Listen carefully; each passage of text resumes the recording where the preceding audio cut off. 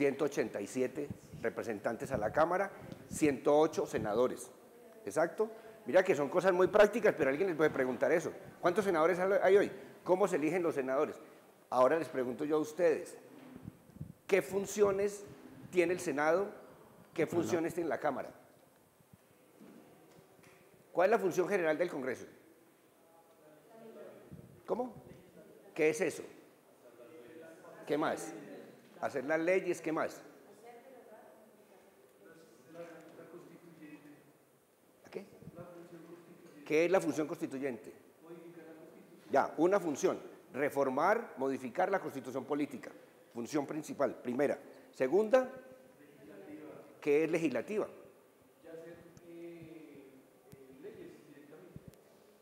Hacer, modificar, derogar leyes. ¿Qué otra función tenemos en el Congreso? ¿Qué es función electoral? El Congreso de la República en sesión de pleno escoge a funcionarios de control político como pues el Procurador General. ¿Cómo repite que no es así? Pues, o sea, el Congreso de la República Sí. Escoge. Tenemos una función electoral. ¿Qué es función electoral? Elegir altos funcionarios. Listo, ok, perfecto. Entonces, escogen funcionarios como el Procurador General, Ajá, los magistrados del Consejo Nacional Electoral, sí, el Contralor, ajá, el Defensor del Pueblo sí, y el Registrador. no. Ah, no. Eso, mire que también tenemos confusiones. Los magistrados de la Corte Suprema de Justicia, ¿quién los elige? Bueno, entonces devolvámonos un poquito. Mire que son preguntitas, pero entonces para que tengamos claridad. ¿Ah? No, aquí. Entonces tenemos que el Congreso no solamente tiene la función de reformar la Constitución política, de hacer las leyes, sino que tiene otro tipo de funciones. Función electoral. Aclaremos, ¿qué funciones electorales cumple el Congreso? Elegir altos dignatarios del Estado, no a todos, altos dignatarios. Entonces, el Congreso, entonces no olvidemos que las cámaras sesionan por separado. Cámara de Representantes, Senado de la República, pero tenemos también que el Congreso puede sesionar conjuntamente, se llama Congreso Pleno. El Congreso Pleno, ¿a quiénes elige? Al Contralor General, a los magistrados de la sala disciplinaria, a la sala, ¿cómo se llama? Consejo de Disciplina Judicial, así se llama hoy. Consejo de Disciplina Judicial, magistrados del Consejo de Disciplina Judicial por 9 años. ¿A quién más elige el Congreso Pleno? A la vicepresidenta cuando hay una vacancia absoluta. Al vicepresidente o vicepresidenta cuando hay vacancia absoluta del presidente de la República por una enfermedad o por una renuncia. ¿Quién más? Contralor ya. Magistrados del Consejo Nacional Electoral. ¿Sí? Secretarios de cada cámara. No, señor. Estamos hablando de dignidad, de elección de altos dignatarios del Estado. ¿Listo? Congreso Pleno. Ahora, el Senado elige a unos dignatarios y la Cámara a uno. Hay una función separada. ¿A quiénes elige el Senado? Al Procurador General. ¿Quién más? Contralor, Congreso Pleno, las dos cámaras conjuntamente. Magistrados de la Corte Constitucional. O sea, vamos en Procurador de la Corte Constitucional. ¿A quién elige la Cámara de Representantes? No más. No elige sino al Defensor del Pueblo. Entonces tenemos función electoral.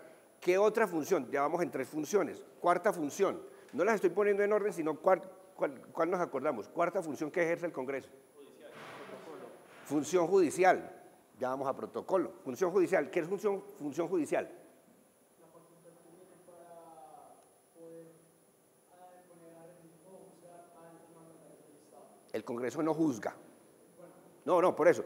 Es que no, lo estoy haciendo así para que aclaremos de una vez conceptos. El Congreso tiene la función de investigar, no juzgar. Entonces, se llama función judicial. ¿A quiénes investiga? ¿Cómo se llama esa comisión en el Congreso que investiga? No, señor. Estamos en positivo, no en negativo. Ojo que Alberto lo dijo, en positivo. Entonces, absoluciones es seguir con lo que hablan los medios. Un momentico, es una función muy importante. Porque es una función, es una función de control a otra rama del poder público. Las tres ramas del poder público, ¿quién me dice? Los abogados no me digan, ustedes, señoritas historiadoras. ¿Cuáles son las tres ramas del poder público? Exacto, exacto. Y hay unas normas de relación de pesos y contrapesos muy famosas, en las cuales las tres ramas se controlan de una u otra manera. Esa función judicial es una función de control del legislativo al judicial, para que ninguna de ellas se anteponga y esté por encima de la otra. Esa es la famosa pesos y contrapesos, que es bueno que a ustedes les van a preguntar, y entonces, ¿para qué la Comisión de Investigación y Acusaciones? ¿Para qué sirve? Para servir de contrapeso a la rama judicial. ¿Cuál es la función, que no hemos hablado de ella y ya nos devolvemos, que ejerce como control el Congreso hacia la rama ejecutiva? El control político, muy importante. Entonces, mire que tenemos funciones de pesos y contrapesos del legislativo hacia las otras dos ramas. Entonces, hablábamos de función judicial, que es la de investigar a los magistrados de las altas cortes. ¿Cuáles son las cortes?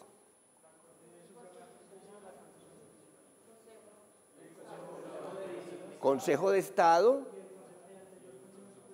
¿Cómo se llama ahora? De disciplina judicial. Exacto. De investigar a los magistrados por denuncias que pongan los ciudadanos o el fiscal general de la Nación. ¿A quién más investiga la Comisión de Acusaciones? Al fiscal general. La doctora Ligia está vetada hoy. Al fiscal general. ¿A quién más? ¿Cómo? Al jefe de los ministros. Al presidente de la República. Acuérdense, si no, en historia, proceso 8000, investigación al presidente de la República por una denuncia que se presentó. O sea, entonces tenemos magistrados de las altas cortes, presidente de la República y fiscal general de la Nación. Esa es la función de la Comisión de Investigación de Investigación y Acusaciones.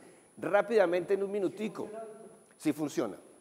Hace 2 años se destituyó a Sabas Pretel, al ministro de la Corte, un magistrado de la Corte Constitucional, a Jorge Pretel. Sí funciona, que funciona despacio, pero funciona. ¿Cómo sucedió? Hubo una denuncia contra este magistrado por un tráfico de influencias, llegó la denuncia, la comisión adelantó la investigación judicial y encontró mérito para que el Senado, que tiene una comisión de instrucción y acusación, adelantara el proceso para levantar la investidura. Eso es lo que sucede. La comisión consideró que había motivo para acusarlo. Vino a la plenaria de la Cámara aprobó la acusación, pasó al Senado, la comisión de instrucción del Senado levantó el fuero, luego la Corte, entonces ya ahí sí, levantado el fuero, la Corte Suprema de Justicia lo investigó y lo condenó. Ya van 2 casos. Luego vino otro magistrado que también hace 2 años, también. O sea, esa comisión cuando quiere funciona. De todas maneras, no olvidemos algo. El Congreso es una institución política, y es una función judicial, pero política. Bueno, estamos hablando en negativo otra vez, aquí estamos hablando en positivo. Ojo. Sobre todo que es que ustedes, perdónenme, ustedes están en un punto muy delicado, es orientar al ciudadano. Ciudadanos que pueden ir con muchos conocimientos o pueden ir sin ningún conocimiento. Se pueden encontrar con bachilleres, viene un colegio y hay bachilleres que hoy vuelan, están más adelante que uno, entonces no tiene que tener, claro, aquí podemos estar en este tipo de charlas, no importa, pero tienen que tener cuidado. El lenguaje es importante, a quién va dirigido, esencial. ¿Por qué? Porque cualquier charla de esas, entonces, estos no son serios. Perdón. ¿El alcance de la Comisión de Instrucción y Juzgamiento solo es levantar la investigación? La del Senado sí. Por eso, pero si hay acusación, la Cámara acusa, ¿sí? Y pasa al Senado, y la Comisión de Instrucción del Senado es levantar el fuero.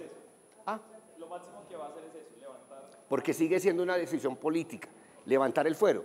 Ya sea al presidente, al magistrado. Magistrados, fiscal general o al presidente si llega hasta allá. Y ahí pasa a la Corte. Entonces, levantado el fuero, ya aboca conocimiento de la Corte Suprema de Justicia. Entonces la Corte Suprema de Justicia sí investiga, condena o absuelve. Ahí sí, señor. Hay una pregunta que, por ejemplo, yo no me siento con la seguridad de responderla y es la diferencia entre funciones y atribuciones. Las funciones están establecidas en la Constitución. Dice, el Congreso tendrá las siguientes funciones. Atribución es algo que tú a motu propio te puedes subrogar, pero una atribución no es algo ni constitucional ni legal. Las funciones son establecidas en la Constitución y la ley. Los servidores públicos solamente actuamos acatando la Constitución y la ley. Una atribución, yo me puedo atribuir, en este momento me estoy atribuyendo una competencia de capacitador. Por ejemplo, me siento, ustedes, por ejemplo, se les va a conferir una atribución que es más social de expositores, por ejemplo, pero es más algo de tipo ético, pero no legal. Las atribuciones no están establecidas ni en la Constitución ni en la ley. Sigamos, entonces, función de protocolo. ¿Cuál es la función de protocolo? También existe esa función de protocolo. Recibir a altos dignatarios, a presidentes, a representantes de organismos multilaterales. ¿Qué otra función tenemos? Posesionar al presidente de la República. Función de posesionar al presidente de la República y a su vicepresidente en este caso también. Y la última, establecer su propia organización interna. Función administrativa. También tiene esa función. Entonces, sigamos adelante rápidamente, que el tiempo yo creo que nos va a acabar rápido, tenemos como 15 minutos. Entonces, dentro de las funciones más importantes que tenemos, digámoslo así, reformar la Constitución, hacer las leyes y realizar el control político. ¿A quiénes le realiza el control político el Congreso? A los ministros y a los comandantes de las fuerzas públicas. ¿Cómo? A los ministros y a los comandantes de la fuerza pública. ¿A quién más? Bueno, entonces aquí hay que diferenciar dos cosas. Uno, son sujetos de moción de censura y por lo tanto sujetos de control político directo hacia el gobierno. ¿Quiénes? Los ministros, directores de departamento administrativo y superintendentes, no más. No más. Director del DANE. Ustedes me pueden decir, director del DANE es un director de departamento administrativo. Son sujetos de control político porque puede ser sujeto de moción de censura. ¿Qué es la moción de censura? Los abogados no. Los abogados dejen de saberlo. Les van a preguntar, venga, ¿y qué es eso? Y es que aquí no, ¿qué es una moción de censura? La potestad que tiene el Congreso de destituir a estos funcionarios. El Congreso no destituye. Pero sí ordena la destitución. Se adelanta el proceso de moción de censura, es citar al ministro. ¿Por qué? ¿Cuándo se puede dar? Porque no vino a las sesiones cuando fue citado con justa causa, con excusa aceptada. Y porque cuando contestó un cuestionario al cual fue citada, no respondió adecuadamente. Entonces puede ser sujeto de moción de censura. ¿Qué es la moción de censura? Es cuando el Congreso adelanta una votación, la votación, después de escuchar al ministro, sus explicaciones, el Congreso, la Cámara y el Senado por separado.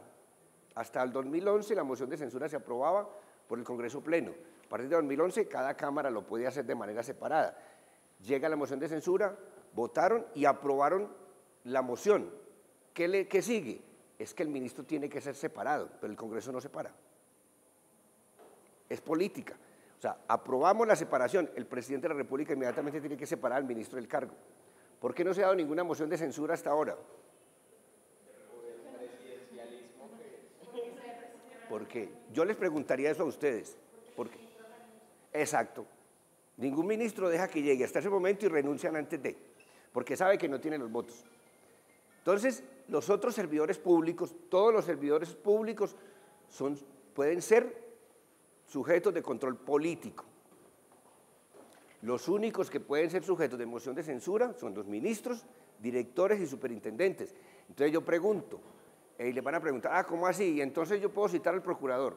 No, ni la Cámara ni el Senado pueden citar al procurador, excepto que sea por sus funciones. Está incumpliendo con sus funciones como procurador, entonces sí lo puedo citar. Otro servidor público, el director de la Agencia Nacional de Hidrocarburos. Ojo, no es ni ministro, no es ni director ni es superintendente. Lo puedo citar, puedo estar inconforme con las respuestas, pero no es sujeto de moción de censura, simplemente que ya vendría la queja a la Procuraduría para que la Procuraduría lo investigue por sus funciones. Pero todos los servidores públicos pueden ser citados al Congreso, simplemente que unos son sujetos de moción de censura, otros no. Para que les quede clara esa parte, señor. Tenía esa duda, o sea, ¿todos los servidores públicos, independientemente del nivel o solo del nivel nacional? Exacto, muy buena pregunta. Son sujetos de control político y pueden ser citados al Congreso los funcionarios del orden nacional, que es la competencia del Congreso. ¿Quiénes son los sujetos, por ejemplo? Sujetos del orden nacional, el director del SENA, el director de Bienestar Familiar, todos los entes, son más o menos 340 entidades del orden central, o sea, ministerios, entidades adscritas a sus ministerios, pueden ser sujetos de control político por cualquier comisión del Congreso o por la Cámara o el Senado en pleno. Pero, por ejemplo, el director de las empresas públicas de Medellín, él no, a él lo puede citar es ¿quién? El Consejo de Medellín, porque es del nivel municipal. Entonces, los órganos de elección popular citan a las personas que corresponden a su territorio, las asambleas a los órganos departamentales y los consejos a los que son del nivel municipal. Entonces, el Congreso solamente puede citar, una pregunta, ¿el Congreso puede citar a la alcaldesa de Bogotá a un debate de control político?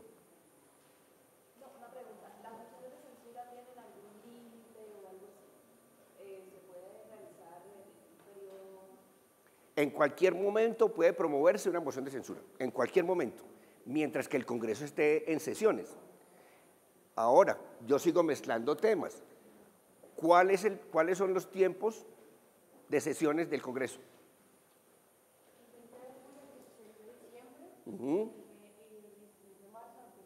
Exacto, esos son los periodos de sesiones del Congreso. Los ordinarios. En receso legislativo también se puede hacer control político. Ojo, en febrero yo puedo citar un debate de control político en una comisión, mientras que ha sido aprobado. En febrero, en marzo, en el periodo, ojo que es bueno que lo aclaren aquí. Es que los congresistas tienen muchas vacaciones. El Congreso no tiene vacaciones del 16 de diciembre al 16 de marzo. Es un receso legislativo, en el cual el Congreso sigue, ¿qué? Se siguen presentando proyectos de ley, se siguen presentando ponencias, se siguen haciendo audiencias, se siguen haciendo socializaciones en las regiones. Lo que no hay es que sesiones de debate para aprobar proyectos de ley en ese receso. Entonces es bueno aclararle a la ciudadanía, están en vacaciones. No, es un receso en el cual se sigue trabajando, ¿para qué? Para socializar los proyectos de ley, recabando información, etcétera, etcétera. Entonces, en cualquier momento tú puedes citar una moción de censura. Hay un trámite dentro de la moción de censura. Presentada la moción de censura, hay 10 días para resolverla, para citar a que el ministro, responda a los 10 días de aprobada la moción de censura, la citación. ¿Cuál es el mínimo? El 10% de los integrantes de la Cámara o del Senado pueden citar a una moción de censura, el 10%. Mayoría absoluta, en la Cámara o en el Senado. Las mociones de censura no se dan en las comisiones, las votaciones se dan en las plenarias de Cámara o de Senado de manera separada. ¿Quién más iba a preguntar algo? La mayoría no de la asistencia, sino de la Cámara. Es que, exacto, la mayoría absoluta de los integrantes, no de los presentes. ¿Cuál es la mayoría de integrantes de 187? Ese la dejo como tarea. 94. La mitad más uno o la mayoría de los integrantes, o sea, la mitad de 187. 94 votos para... 94 para poder aprobar la moción de censura. Listo. Perdón que ya voy a acabar. Señor. Yo tengo una duda sobre la naturaleza de las leyes. Está la ley ordinaria y la ley estatutaria. ¿Cuáles son las características? Ya. Entonces, sigamos en orden. Hablamos de funciones, hablamos de control político, hablemos rápidamente de las reformas constitucionales. Las reformas constitucionales, ¿cuántos debates debe tener una reforma constitucional? 8 debates. Los proyectos de ley, ¿cuántos debates tienen? 4. Vean la diferencia. Para aprobar una reforma constitucional son 8 debates. Para aprobar un proyecto de ley son 4 debates, señor. ¿Le vas a preguntar algo? Ah, bueno, ok. Entonces, siguiendo con ese proceso, tenemos 7 comisiones constitucionales en la Cámara y en el Senado, homólogas. ¿Homólogas qué quiere decir? ¿Ah? Tratan los mismos temas. Entonces, tenemos 7 comisiones en la Cámara y el Senado. Comisión primera, ¿de qué trata? Temas constitucionales, ¿qué más? Derechos fundamentales. Los derechos fundamentales son leyes estatutarias. Ya las vemos en un segundito. Entonces, aspectos, reformas constitucionales, leyes estatutarias, que son las que desarrollan los derechos fundamentales de los ciudadanos.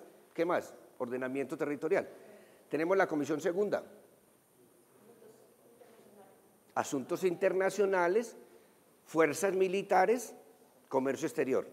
Eso es como la gran generalidad. La comisión tercera. Crédito público, impuestos, reforma tributaria. Comisión cuarta. Presupuesto, ¿qué más?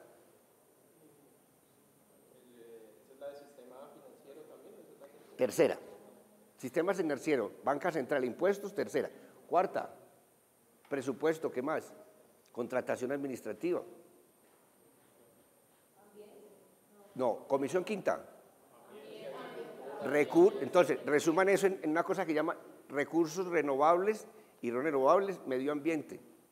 Comisión quinta. Una pregunta, ¿la comisión quinta tiene la facultad de desarrollar los contratos estatales o las concesiones? No, señor. Las comisiones constitucionales aprueban en primer debate los proyectos de ley y hacen política pública. Pueden hacer debates de control político, ¿a qué? A los contratos estatales.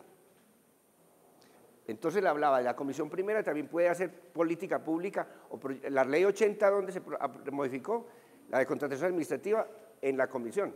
Pero los contratos estatales, el Congreso no legisla sobre los contratos, puede legislar sobre los contratos, ¿cómo se van a hacer? ¿En dónde? En la comisión primera o en la comisión cuarta.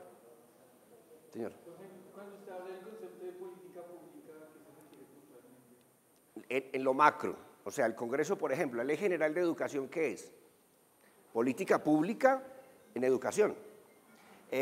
Vamos a hacer una reforma agraria en la comisión quinta, donde se tramitan política pública con respecto al agro. Entonces, las comisiones, por lo general, tienen la tendencia, son las que desarrollan la política pública y la bajan ¿a dónde? Porque las políticas públicas para aplicarse se aplican a través de ¿qué? De leyes. No solamente la política pública puede ser un concepto abstracto, pero se baja a una ley para que sea aplicable para todos los ciudadanos. ¿Sí? Tenemos la comisión sexta. Educación, comunicaciones, servicios públicos, deporte. Y finalmente la comisión séptima. Seguridad social. En esa seguridad social se encajan salud, pensiones, laborales, cooperativismo. Esos son los grandes temas macro de las 7 comisiones. Aprueban en primer debate los proyectos de ley. Entonces, tenemos que los proyectos de ley tienen 4 debates. Entonces, un proyecto de ley que reforma la ley 100, que trata de ¿qué? Seguridad social. Se presenta un proyecto de ley que va a reformar la ley 100. ¿A qué comisión se reparte? A la séptima. Entonces, lo envían, los proyectos de ley se presentan en Secretaría General de Cámara o de Senado, pueden ser públicos también la presentación en las plenarias. Presentado el proyecto de ley, ¿cuál es el primer paso que sigue? Reparto y ¿qué más? No. Hay cuatro pasos que dice la Constitución para que un proyecto de ley se convierta en ley. Y ustedes lo deben saber. Primer paso, que se presente y se publique. Obligatorio. Si no hay publicación, no hay nada, porque todo debe ser público. Primer paso, presentación y publicación. Segundo paso,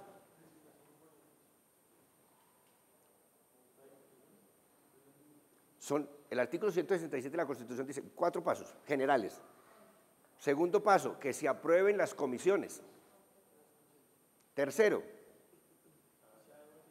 ¿qué sigue después de comisiones? Que se apruebe por las plenarias. Cuarto paso y final, que reciba sanción y publicación. Esos son los 4 pasos generales. Esos 4 pasos tienen un montón de desgloses, como lo que tú dijiste. Entonces, por ejemplo, el proyecto llega, se presenta, se publica y se envía el de Seguridad Social ¿a qué comisión? A la séptima. Llega a la comisión séptima y ¿qué sigue? Los presidentes de las comisiones son los que designan ponentes.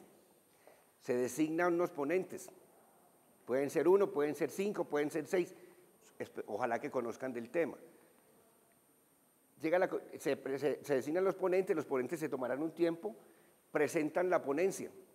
La ponencia es un documento en la cual se expone la necesidad, la conveniencia o la inconveniencia y se presentan una serie de artículos. Un proyecto de ley puede tener de 1, 2, 3, mínimo 2 artículos hasta los que se necesiten, 20, 30, 40. Se presenta la ponencia, se envía ¿a dónde? A publicar. Siguiente paso. Publicada la ponencia, entonces ya ahí sí se puede anunciar. Se anuncia en sesión anterior a la cual se va a debatir.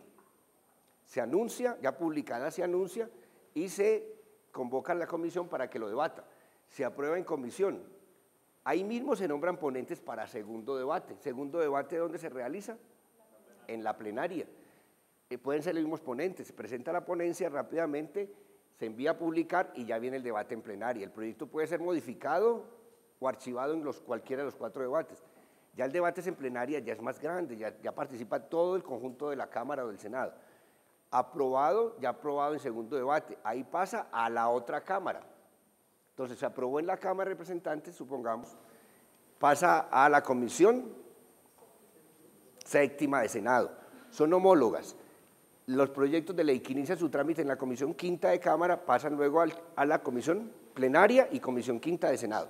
Tratan los mismos temas. Pasa al tercer debate, se conoce así como el tercer debate, en la Comisión Quinta de Senado. Y surge el mismo trámite, designación de ponentes, publicación de la ponencia cuando la presentan, anuncio para el debate en sesión diferente a la cual se va a debatir, se aprueba, pasa al cuarto debate en la plenaria, ya tenemos 4 debates. Aprobado en el Senado, hay un paso final que es confrontar los textos de Cámara y Senado para que salga uno solo. Siempre tiene que haber un solo texto final, que es el que va a sanción presidencial. Hay algo que se conoce como comisiones de conciliación cuando los textos son diferentes. Entonces se concilia, pero siempre tiene que salir del Congreso un solo texto. Pasa a sanción presidencial, ahí termina el proceso en el Congreso. Luego va a intervenir ¿quién? Aquí interviene ya la otra rama del poder público, que es la rama ejecutiva, la cual tiene la posibilidad de objetar la ley o sancionar la ley. Hay un equívoco que se dice que cuando el proyecto terminó su trámite en el Congreso, ya es ley, dicen los periodistas, se convirtió en ley, ya aprobada por el Senado y se convirtió en ley. No es así. Queda un paso, que es una revisión jurídica de lo que salió del Congreso.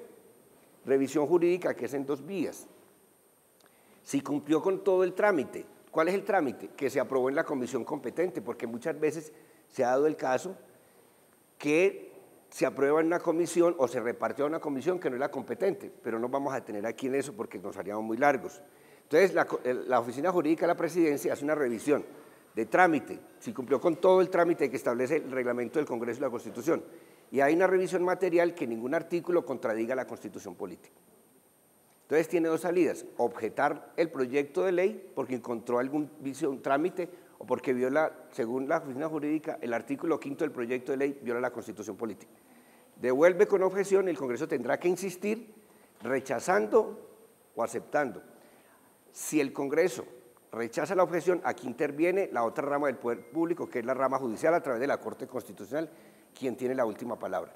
Entonces, en la aprobación de un proyecto de ley hacia una ley, pueden intervenir las 3 ramas del poder público, el Congreso, que la tramita para aprobarla, la rama ejecutiva, quien objeta o sanciona para que entre en vigencia, o la Corte Constitucional, cuando el proyecto es objetado y el Congreso insiste. Esos son los 4 pasos, digamos, los que debe tener un proyecto de ley. Los actos legislativos, que son los que reforman la Constitución, son 8 pasos, son 8 debates. Estos mismos 4 que vimos, pero en un corto tiempo, en un periodo ordinario. El Congreso tiene 4 legislaturas. El Congreso tiene 4. Este Congreso se eligió para 4 legislaturas. Cada legislatura se divide en 2 periodos ordinarios, como tú dijiste. El primer periodo de esta legislatura, 2022-2023, va del 20 de julio al 16 de diciembre. Y el segundo periodo ordinario de esta legislatura va del 16 de marzo al 20 de junio. Ese es el periodo que tiene un proyecto de acto legislativo para tener, entonces, en este periodo ordinario, 4 debates. O sea, entre el 20 de julio y el 16 de diciembre tiene que tener 4 debates. Se va a publicación y el segundo periodo, que es el 16 de marzo al 20 de junio, tiene que tener otros 4 debates. O sea, ahí están los 8. Las diferencias entre las 3 tipos de leyes que existen. A partir del 91 se crearon 3 tipos de leyes. Leyes estatutarias, leyes orgánicas y leyes ordinarias. ¿Por qué hice esta escala? Porque tienen esa jerarquía normativa. Las leyes estatutarias son las que desarrollan los derechos fundamentales de los ciudadanos, los derechos electorales, los derechos de elección. Por ejemplo, el Código Electoral es una ley estatutaria. Son las que desarrollan los derechos fundamentales. Por ejemplo, la libertad de cultos es el desarrollo de un derecho fundamental. El Estatuto de la Oposición es un desarrollo de una ley, de un derecho fundamental a participar y a crear partidos y movimientos de oposición. Leyes estatutarias, entonces, estatutarias, orgánicas y ordinarias. Leyes orgánicas son las que en su conjunto organizan todo un sistema jurídico. Por ejemplo, la ley quinta es una ley orgánica, organiza todo el funcionamiento del Congreso. Está otra ley, por ejemplo, la ley de ordenamiento territorial, la ley 152, que es la ley general del plan de desarrollo. No es la que se expide, sino que ahí se encaja cómo se va a tramitar, a expedir, qué requisitos requiere, por ejemplo, el plan de desarrollo para que sea expedido. Y luego tenemos leyes ordinarias. Leyes ordinarias que son los otros temas. En la Constitución está establecido cuáles son estatutarias, cuáles son orgánicas según su tema y el resto son ordinarias. Por ejemplo, los códigos, excepto el Código Electoral, son leyes ordinarias. Las leyes que ratifican tratados internacionales son leyes ordinarias.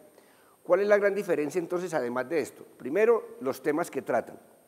Y segundo, el requisito que se necesita para su aprobación, que es otra gran diferencia. Las leyes estatutarias y las leyes orgánicas requieren mayoría absoluta para su aprobación.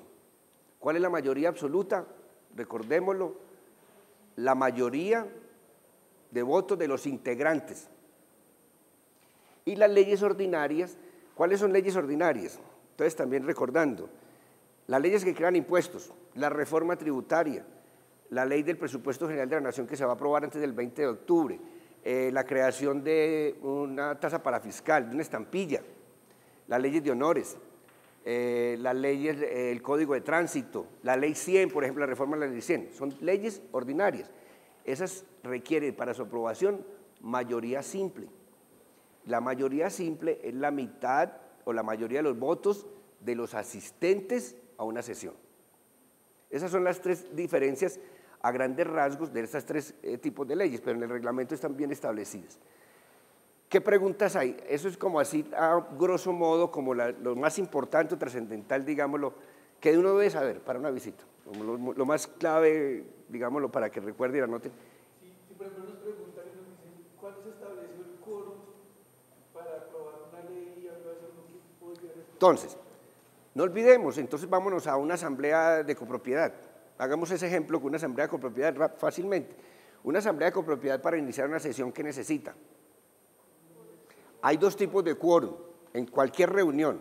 Y uno está en una reunión de una asamblea, una junta directiva, una asamblea de socios. ¿Qué tenemos que tener primero que todo? Quórum deliberatorio. En cualquier reunión donde se necesite votar. Y tenemos quórum decisorio.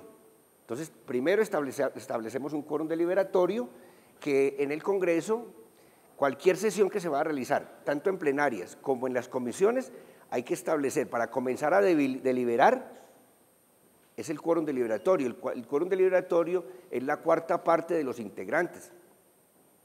Entonces les pongo un ejemplo, en la comisión sexta de Cámara son 20 integrantes hoy. ¿Cuál es la cuarta parte de 20? 5. Entonces yo necesito 5 integrantes para comenzar a deliberar.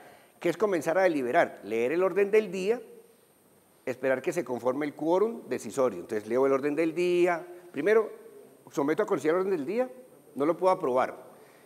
Llamo a lista, puedo seguir leyendo los proyectos de ley que hay y luego tenemos, ahí no puedo decidir nada, con deliberatorio no puedo decidir. Cuando ya se me conforma el quórum decisorio, ahí sí puedo comenzar a votar. Entonces, el quórum decisorio siempre es la mayoría de los integrantes. Comisión sexta tiene 20 integrantes. Ya tenemos 5, que es la cuarta parte. Tenemos el quórum deliberatorio. Para comenzar a decidir, tengo que tener quórum decisorio. ¿Cuál es el decisorio de 20? 11. Exactamente, porque 10 es la mitad exacta. Entonces necesito 11, ya tengo mayoría de los integrantes para comenzar a decidir, a votar. Entonces ya tengo quórum, le dice el secretario al presidente, presidente, tenemos quórum decisorio, someta a consideración el orden del día. Ahí comenzó la sesión, aprobar el orden del día y sigue el desarrollo. Entonces tenemos 2 quórum. ¿Cuándo comienza la sesión? Cuando hay deliberatorio. ¿Cuándo decido? Cuando tengo quórum, deliberatorio y decisorio. Decisorio ya comienzo a decidir, tanto en comisiones como en plenarias. Entonces, pero eso va a depender ¿de qué? De la cantidad de personas que tenga en cada comisión y en cada plenaria. Son diferentes los quórum, tanto de Cámara o de Senado, porque unos son 187, unos son 108. Las comisiones tienen diferente número de integrantes. Jaime, ¿cómo se le asigna el número de integrantes a cada comisión? Entonces tenemos 3 normas. 1, la Constitución Política creó todo el marco general, en el título 6, del proceso de formación de las funciones del Congreso. Entonces son funciones del Congreso, aprobar proyectos de ley, reformar la Constitución, electorales, etcétera. Son todas esas las funciones. Y dice la Constitución cuántos integrantes tendrá el Congreso, cuáles son los requisitos para que un proyecto se convierta en ley. Luego tenemos entonces un desarrollo de la Constitución, que es la Ley Quinta, y la Ley Tercera de 1992. Entonces, si vemos la Ley Quinta, viene el paso a paso, el detalle de todo ese proceso, de toda la ritualidad, digámoslo así, que se necesita para aprobar que un proyecto de ley pase a ley. Y tenemos la Ley Tercera, que se expidió ante la Ley Quinta. La Ley Tercera de 1992 fue la que estableció las 7 comisiones constitucionales y dijo, la comisión primera tratará de este tema, la comisión segunda tratará sobre comercio exterior, y estableció de una vez el número de integrantes de cada comisión. Entonces, normas que les pregunten, entonces, la Constitución Política, título 6, Ley Tercera de 1992, que es la que estableció la competencia y los integrantes de cada comisión, y la Ley Quinta. Luego tenemos otra serie de leyes que han venido produciéndose y reforma, la Ley de Bancadas, etcétera. Pero la Ley Tercera es la que estableció el número de integrantes de cada comisión. Por ejemplo, con el acuerdo de paz hubo que reformar qué ley. Cuando se dijeron que el Partido Comunes iba a tener 5 integrantes más en Cámara y Senado. ¿Cómo es tu nombre? Óscar. No estoy regañándolo, pero usted me hizo una pregunta y estoy desarrollándosela. En el acuerdo de paz se dijo que el Partido Comunes iba a tener 5 integrantes más en Cámara y Senado. ¿Qué ley había que reformar? ¿Cuál es la comisión que creó la competencia de cada comisión y los integrantes? Exacto. Entonces, ¿qué hubo que modificar? La Ley Tercera, para decir, entonces, 5 integrantes más en Cámara, entonces habrá uno en la comisión primera, uno en la comisión tercera, entonces, ahorita, por ejemplo, con las curules de paz, dijo, entonces se aprobó, ya después de un trámite, después de la tutela y que la Corte se pronunció, que las curules de paz harían parte de la Cámara de Representantes, son 16 nuevos integrantes. ¿Qué ley había que reformar? Se modificó la Ley Tercera para decir, esos 10 integrantes se repartirán de la siguiente manera, entonces, en la comisión primera quedan 2, en la comisión segunda 2, y se repartieron. Entonces hubo que modificar la Ley Tercera. Cada que se modifique el número de integrantes de la Cámara y el Senado, habría que entrar a reformar, ¿qué? La Ley Tercera, en su composición. Esa es la ley que estableció el número y los temas a tratar por cada comisión constitucional. ¿Y se modificaría la Ley Quinta solamente? No, porque es que no estamos... No es una pregunta, sino Sí. es una observación, que si se modificaría la Ley Quinta sería solo Exacto, exacto. Entonces ya voy a poder, por ejemplo, voy a decir que ya no serán 4 debates, sino que van a ser 5 debates. Tendría que entrar a modificar que la ley quinta. Por ejemplo, en países como México, pongo un ejemplo rápidamente, en países como México existen 2 cámaras, la Cámara Federal de la Unión y la Cámara de los Estados, o la Cámara de Representantes, hagamos ejemplo. La Cámara de Representantes en México aprueba solamente el presupuesto general de la Nación no se aprueba por el Senado, como acá, que pasa por la Cámara y luego por el Senado. Allá lo aprueba el Senado. Entonces, por ejemplo, que nosotros quisiéramos introducir esa modificación, de que de aquí en adelante vamos a producir una modificación a la ley quinta, que ya los proyectos de ley que tienen que ver con el presupuesto general de la Nación se aprobará solamente en la Cámara. Entonces tengo que producir una reforma a la ley quinta, al funcionamiento, al procedimiento para aprobarlo. ¿Qué más? Yo sé que hay muchas dudas y que habrá muchas inquietudes, pero...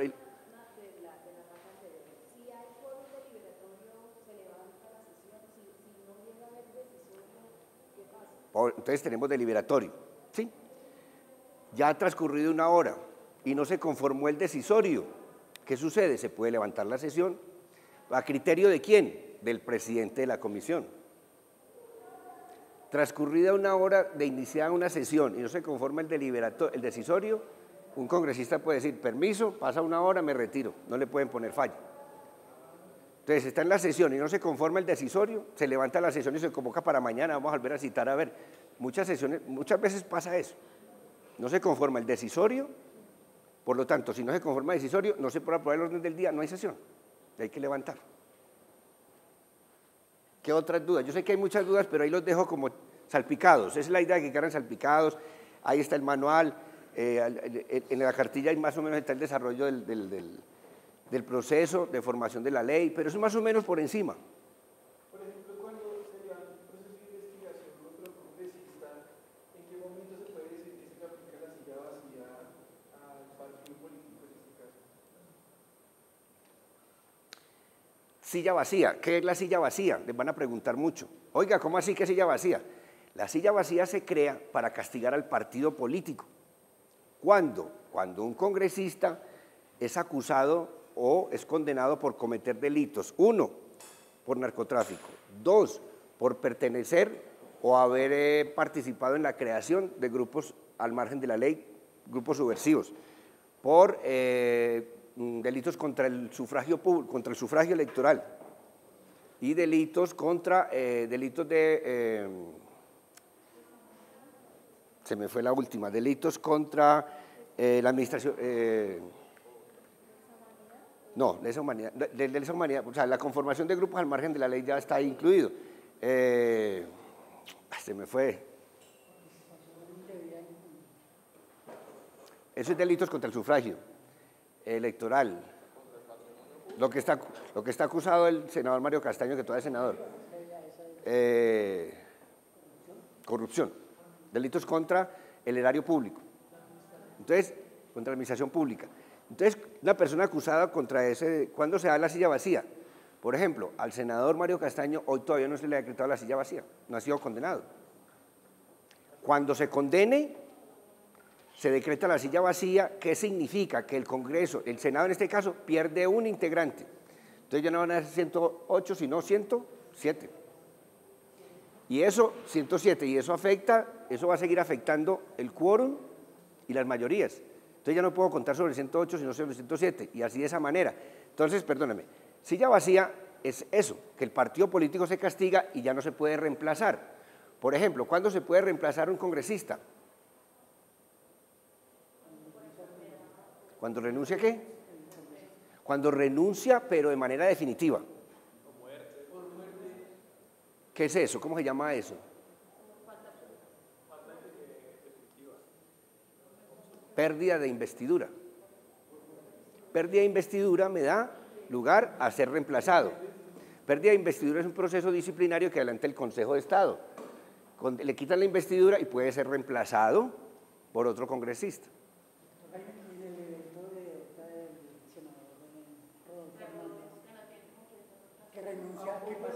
¿Qué pasa? Resulta que esa curul, en la reforma, en el acuerdo de paz, en la ley estatutaria del Estatuto de la Oposición, se creó la posibilidad legal de que el candidato a presidente no elegido tenga una curul en el Senado, una curul, y el candidato vicepresidente no elegido tenga una curul ¿en dónde? En la Cámara. Es una curul que no es reemplazable, porque es una sola curul, no es la lista de un partido político, porque él no tiene segundo candidato a presidente, no hay.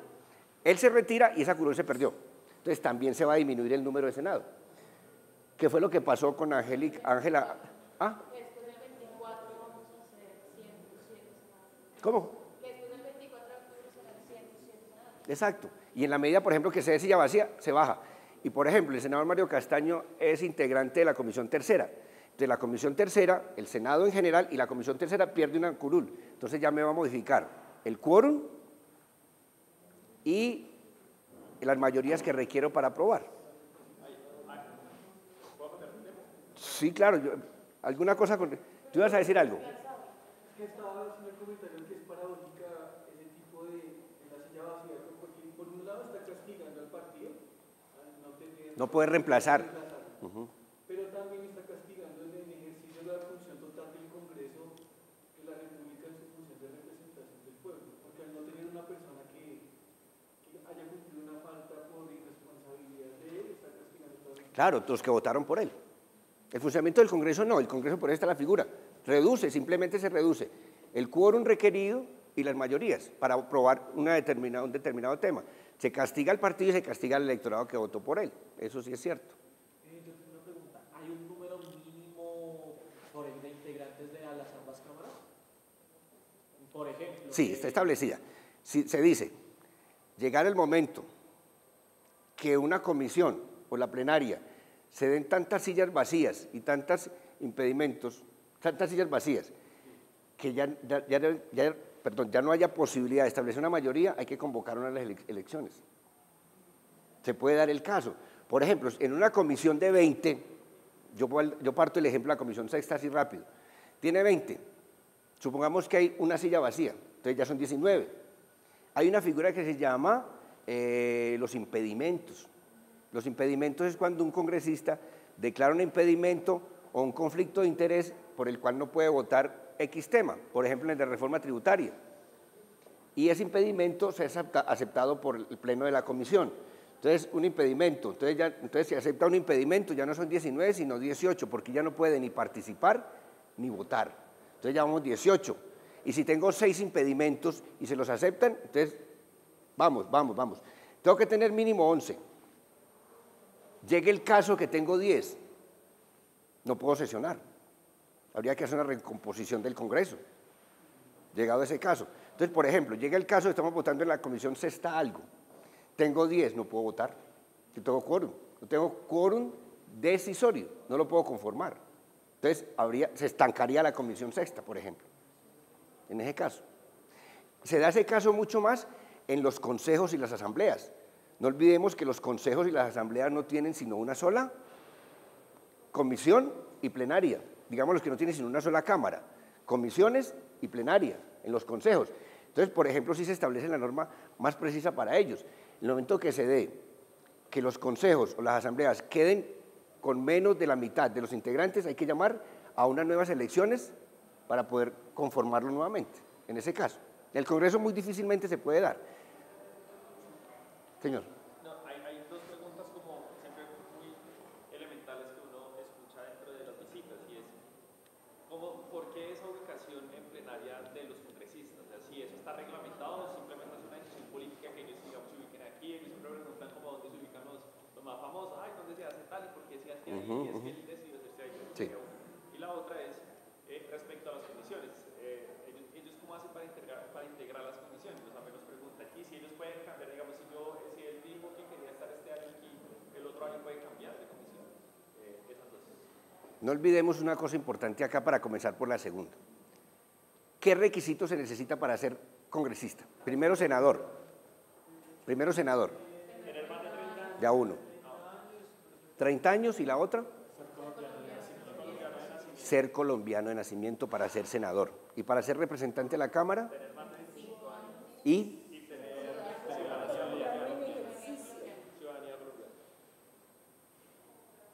¿Y cuál es la diferencia? Que pudo no haber nacido en Colombia. De a uno. Que está quedando grabado, para que la grabación quede claro. ¿Ah? Pregunto, ¿un extranjero puede ser senador? No. ¿Representante? Sí. ¿Por qué? ¿O cuándo? Cuando adquiera la nacionalidad. Cuando obtenga la ciudadanía colombiana. Puede ser representante a la Cámara, no puede ser senador. ¿Listo? ¿Qué requisito académico se requiere para ser congresista? Ninguno. ¿Sí? Listo, perfecto. Entonces, estoy arrancando por la segunda pregunta que es muy interesante y siempre la hacen. Entonces, ¿cómo hago yo para pertenecer, si soy médico, a la comisión séptima? O sea, las comisiones están repartidas por temas, ya dijimos, ¿cierto? Entonces, si un médico se hace elegir, se supondría que debería ir ¿a dónde? A la comisión séptima, que conoce sobre salud, seguridad social, etcétera, etcétera. ¿Sí? Entonces debería por principio, no por profesión, irse para la comisión séptima. Pero ha ocurrido el caso que profesión, comerciante, pues no tiene ningún impedimento. ¿Con eso qué quiero decir? Que no hay un requisito para pertenecer a ninguna comisión. Yo puedo decir, pero aquí hay unos temas que hicieron costumbre, no están en ninguna parte escritos. ¿Costumbre por qué? Porque los representantes o senadores que se hicieron reelegir, esos tienen como el privilegio de decir, yo quiero ir a la comisión primera, yo quiero ir a la comisión quinta, porque me interesa más por el tema. O yo soy agrónomo y conozco del tema agrario que se toca en la comisión quinta, yo quiero la quinta. O yo saqué 100.000 votos, momentico, estoy por encima de este de 20, de este de 30. Exijo al partido. ¿Cómo se reparten las comisiones? Por cociente electoral, cada partido se reparte las comisiones. Entonces, el Partido Liberal, pongo un ejemplo, sacó 30 cámaras, 30 representantes a la Cámara. Entonces, esos 30 se reparten por las 7 comisiones según el cociente electoral. Entonces, por ejemplo, la comisión primera, que es para algunos la más importante, yo considero que la sexta es muy importante porque es la más de temas más sociales. Entonces, en la comisión primera va a haber 7. Entonces, eso se hace una operación matemática que son ¿cuántos eligió? ¿Cuántos congresistas hay? Por ejemplo, la comisión primera hoy de 42. Se hace una operación dividido por 30. Y se hace otra operación, entonces le va a corresponder 6. Entonces van a ser 6 liberales en la primera. Ya el partido internamente, en una reunión de bancada de ellos, va a decidir cuáles son los 6 de la primera. Entonces ellos, en el Partido Liberal internamente, entonces yo hago prevalecer mis 100.000 votos. Momentico, yo exijo, porque 100.000 votos valen, yo voy para la comisión primera, o yo quiero pertenecer a la comisión quinta. Entonces, primero, las bancadas de los partidos se organizan, se reparten. Y luego ya hay una reunión de todos los voceros que se llaman así, de los diferentes partidos, para repartir la conformación, la representación de cada partido, según la cantidad de curules que existan, que tenga, a las diferentes comisiones. Segundo, entonces aquí vamos a la asignación de puestos en las comisiones y en las plenarias. Por costumbre, entonces, el Partido Liberal, los 7 los siento junticos, para identificar qué es esta votación del Partido Liberal. Los de la U, tantos, los del Pacto Histórico son tantos. Entonces, pero es una acomodación que puede ser política, puede ser caprichosa, puede ser de un acuerdo, aquí van a quedar ustedes, aquí ustedes, aquí ustedes, aquí ustedes. Lo mismo en plenaria. Entonces, en plenaria siempre se ubican por bancadas para organizar. Está el Partido Conservador de comisión. Exacto, exacto. Tiene que ser del mismo partido. Un acuerdo entre ellos mismos. ¿Qué? Las mesas directivas. Las mesas directivas. En los mismos acuerdos que ya dijimos anteriormente, ya se estableció quién va a ser. Las mesas directivas pueden ser solamente por una legislatura. Yo solo puedo ser presidente de la comisión quinta solamente por una legislatura. Ya no puedo repetir en los 4 años, ya no puedo ser ni presidente ni vicepresidente de esa comisión. La mesa que se elige para esta legislatura de la comisión quinta, presidente y vicepresidente, ya no pueden volver a ser ni presidente ni vicepresidente de la comisión quinta en el cuatrenio. No es reelegible, no son reelegibles. Por ese cuatrenio se acabó. Pueden darse también el caso político de que, hombre, somos 2 candidatos a la presidencia, apartamos el periodo. y bajo acuerdo político el uno es del 20 de diciembre al 16 del 20 de julio a diciembre, un presidente, y el otro renuncia y el otro lo postulan en enero o febrero para que lo posesionen para el siguiente periodo. Puede darse también ese caso, parten los periodos dentro de las mesas directivas. Y los partidos también se alternan las diferentes mesas directivas durante todo el cuatrenio.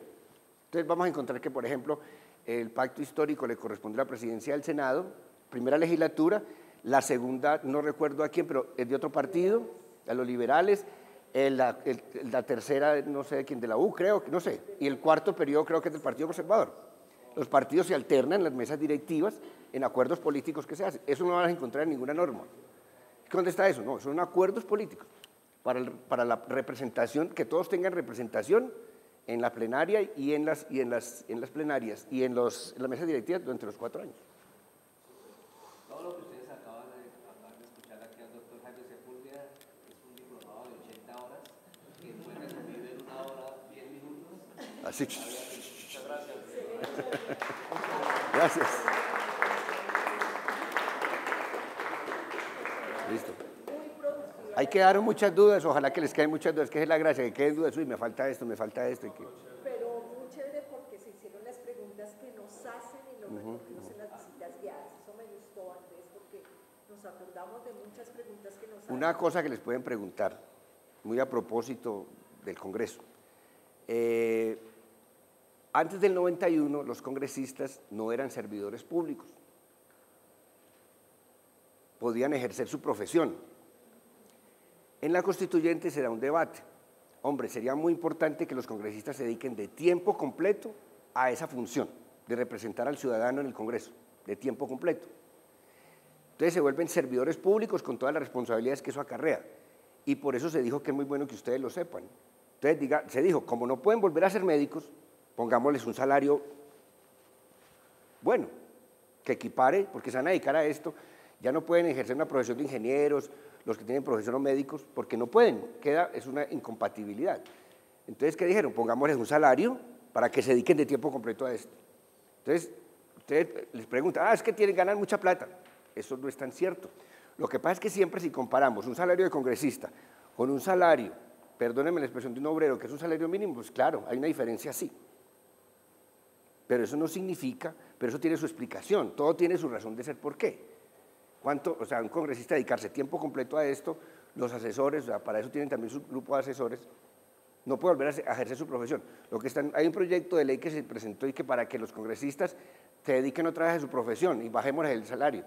Si así dedicados, es decir, supuestamente de tiempo completo, no se alcanza a legislar de la manera más adecuada por muchos motivos, porque todavía falta profesionalizar muchas cosas en el Congreso, ¿cómo será dedicados a su profesión de médicos? Entonces vienen 2 días acá, vienen un día, yo tengo que atender mi consultorio porque yo estoy sin, ¿cómo me mantengo?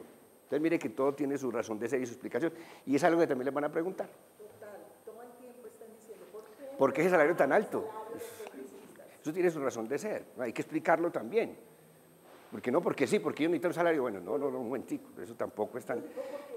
Hablo de Alemania, estuvimos en Alemania representando al Congreso colombiano hace 3 años de la pandemia. A todos les garantizan cuando van, por ejemplo, los estados federados van a Berlín a sesionar, todos tienen su apartamento, el Parlamento se los garantiza, les garantiza su transporte para que sesionen y reciben un salario más o menos bajito, pero tienen garantizado otras cosas. Por ejemplo, en Colombia ellos tienen que venir y pagar su apartamento aquí y su casa donde viven. Entonces miren que hay cosas que también pues hay que saberlas defender también y tienen su explicación. Recientemente hubo con eso un escándalo en España, porque se les da apartamento a los que acreditan no tener residencia en Madrid. Y unos terminaron con 2 apartamentos. No, pues claro, es que todo tiene su... En todas partes se cuecen habas, como se dicen vulgarmente, eso en todas partes. Imagínense que en Alemania el Estado financia a los partidos a través de fundaciones y sin embargo se estaban utilizando otros recursos para financiar otras cosas que no eran adecuadas.